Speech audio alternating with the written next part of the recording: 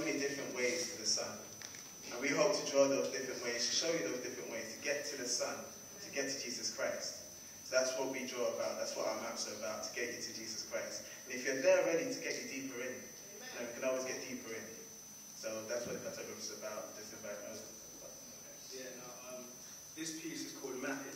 It's an acronym of all our names, so Moses, Angela, Peter, and Nancy. So Mapn is serves like a double barrel. It shows our desire to show a map, and also it's, as it is our acronyms of all of our names, it kind of shows that this is our testimony. So this is it. Thanks. Hope you enjoy.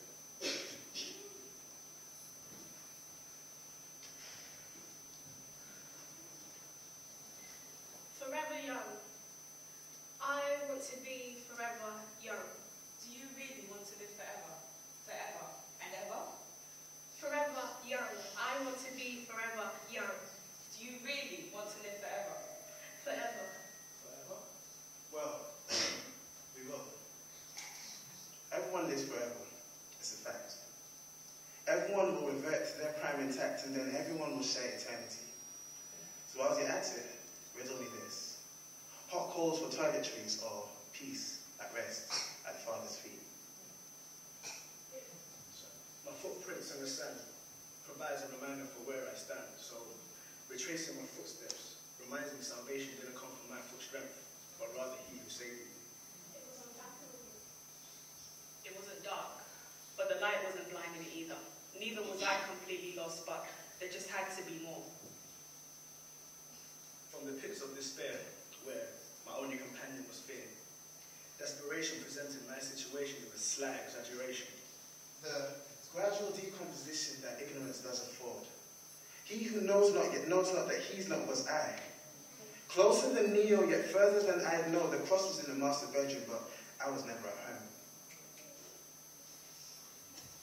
My household was crumbling, built on bittersweet foundations as if Hansel and Gretel would literally knock on the door at any given moment. So tense, it was far too similar to my heart. Unkept, unruly, rebellious. But just like my house, I sought to knock. A knock that would knock me over till I'd be completely senseless, just so that I could sense less of myself and more of another. Something much higher. Yes, it was dark. All hope obscured, I couldn't see past my home's calamity. I felt like I was trapped in a void. My car no longer made a noise. The front end was smashed against the wall. I guess it was my own fault. I was drag racing. It helped escape the reality I was facing because my daughter was stripped away from me along with all the love I held for her, left me feeling empty. My world was crumbling, and suddenly, the girl that I saw decided I was no longer who she wanted in her thoughts. Stripped of everything. What do I live for? I mean, do I even want to live anymore? I feel you, brother. See, I myself am Italian, sporting stretched stripes still showing so. See, I was thin a long time ago till it showed that his head was too big for my torso. Laughing peers pull self-esteem so low. Eating disorder and attempt to become more proportional. It compensated with raising my cholesterol, but just gave them fresh ammo. And now with fresh clips, they made fat quips at a fat kid. See, I wasn't so much caught up in sin, just the subtle pressures of society and the consequential depression that brought over me. Christ, a spiritual aneurysm. And so I cried out to you, I surrender. You call me innocent, an innocence like no other. And so you clothe this innocence with your garments of love. Come dine with me, you said. And so I sat down at the table with you, for a feast you prepared with all things good, rejuvenation for my spirit. But the appetite was contradictory. The pig in me, insatiably addicted to the slop of long ago, so devilishly began taking its hold. It was an anticipated demise I had set in stone. My adherence to you flatlined. It seemed I had maneuvered myself into a state of obesity. The flesh now drew the unhealthy weight of the spirit within. My lack in vitamins began my spiritual blindness. I was losing sight of the word and I needed resuscitation.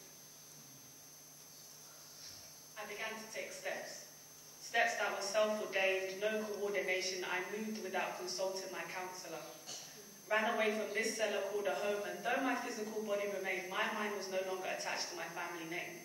Took comfort in Christ's work, but never sought him for myself.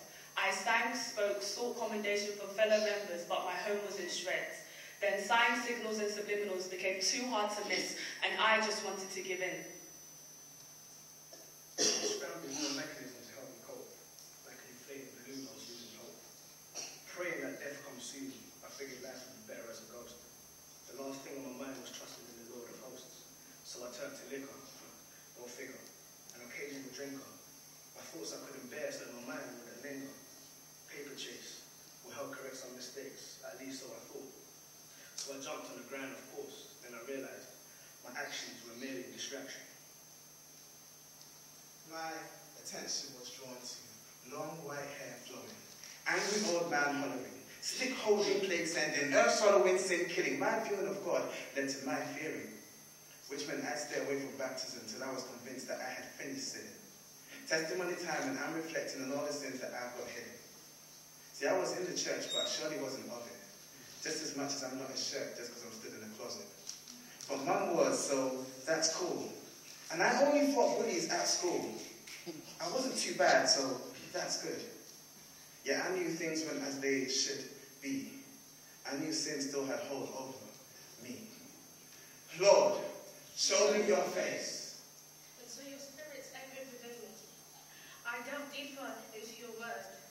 A sound mind began my road to recovery. Strength resurfaced and a new flight began.